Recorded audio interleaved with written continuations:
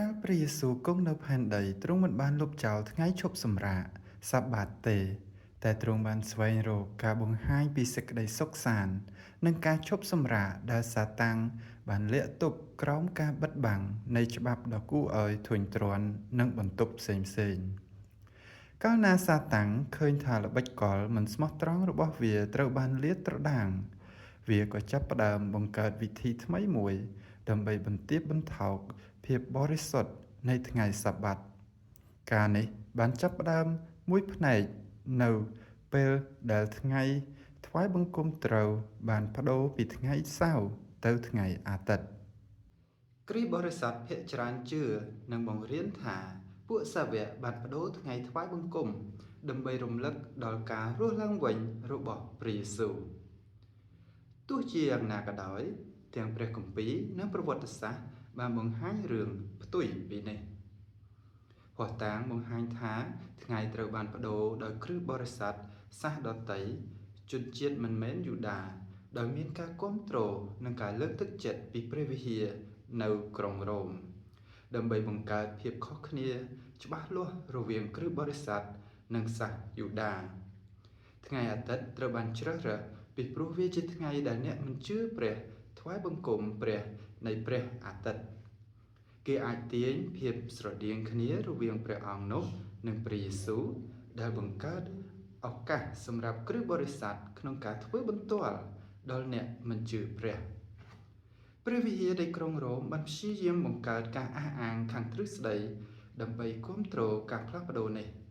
ទោះជាយ៉ាងណាក៏ដោយគ្មានការលើកហេតុផលណាមួយដែលត្រឹមត្រូវឡើយហើយយូរទៅភាគច្រើនត្រូវបានបោះបង់ចោលហើយការរស់ឡើងវិញជាហេតុផលចម្បងដែលត្រូវបានកាន់កាប់ដោយព្រះវិហារទូទៅសព្វថ្ងៃនេះព្រះវិហារកាតូលិកមិនបានលាក់បាំងការពិតដែលថាពួកគេជាអ្នកទទួលខុសត្រូវចំពោះការផ្លាស់ប្ដូរនេះទេ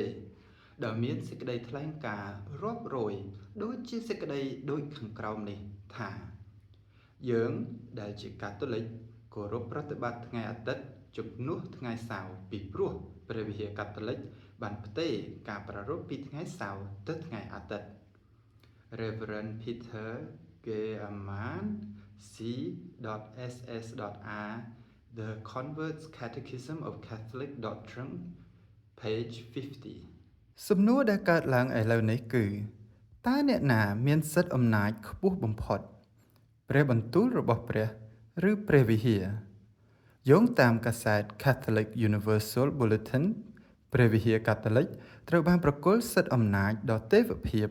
ក្នុងការផ្លាស់ប្ដូរថ្ងៃនៃការគោរពប្រតិបត្តិពីថ្ងៃសៅរ៍ទៅថ្ងៃអាទិត្យហើយវាបានបន្តទៀតថាអ្នកប្រូតេស្តង់ដែលអះអាងថាព្រះគម្ពីរជាមគ្គទេសតែមួយគត់នៃសេចក្តីជំនឿគ្មានសិទ្ធិអំណាចក្នុងការគោរពប្រតិបត្តិថ្ងៃអាទិត្យទេ The Catholic Universe Bulletin August 14, 1942 page 4ព្រះគម្ពីរបានចែងយ៉ាងច្បាស់ថាគ្រប់ទាំងព្រះបន្ទូលនៃព្រះសុទ្ធតែបរិសុទ្ធកុំឲ្យបន្ថែមបញ្ចូលក្នុងព្រះបន្ទូលទ្រង់ឡើយក្រែងទ្រង់បន្ទោសដល់ឯងហើយឃើញថាឯងជាមនុស្សភូតភរសុភាសិតចំពុក30ខ5ដល់6សំណួរធំដែលយើងគួរតែសួរគឺតើវាខុសនៅត្រង់ណាខ្លះពេលដែលយើងជ្រើសរើសរក្សាថ្ងៃសាបាតនៅថ្ងៃផ្សេងពីការបង្គាប់របស់ព្រះយើងកំពុងបង្ហាញពីការបន្ទាបបន្ថោកនៅច្បាប់បរិសុទ្ធរបស់ទ្រង់និងការបន្ទាបបន្ថោកនៅតម្លៃដែលព្រះយេស៊ូវបានបង់សម្រាប់សេរីភាពរបស់យើងពីព្រោះហេតុអ្វីបានជាព្រះត្រូវសុគត